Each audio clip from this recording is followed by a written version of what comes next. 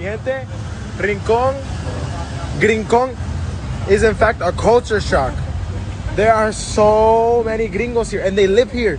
And it's like, you look at them and it's like a white person and then they start speaking like Spanish and they're like, it's like, what? Go follow the fantastic content creator Edison, and he was hanging out there with Dean Huertas. I love that dude. I love both of them. Good peeps. Good Puerto Ricans. And yeah, Edison, you're absolutely right. Listen, it's crazy how gentrification is taking over the island.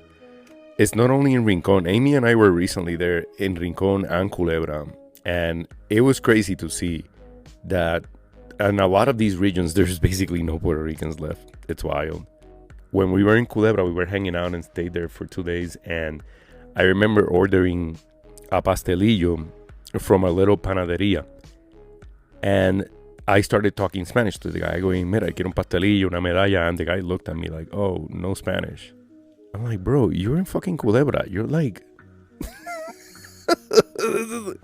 this is my hometown, and I can't even like order in Spanish in my own language because the guy didn't understand me because he wasn't from there.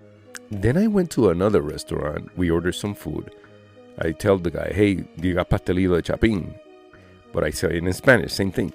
Another gringo. He couldn't understand me either.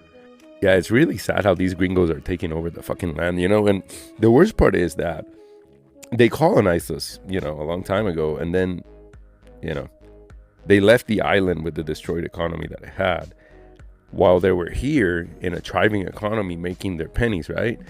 And now they want to retire in our island buying, you know, with benefits, paying no taxes, and just living the fucking life, while Puerto Ricans that are there cannot afford it. It's wild.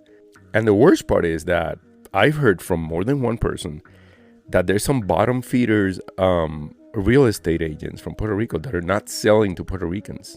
Like on purpose. Like if you want to buy a property and they know you're Puerto Rican, they don't sell it to you. But if you call and you're a gringo and you're talking English, they'll sell it to you. So it's crazy how gentrification works, and it's happening in real time. If we don't do something about it now, oh my fucking God. In 10 years, it's going to be like a very different reality. Thank you guys for creating awareness. We really need to take our island back. Que tenga buen día.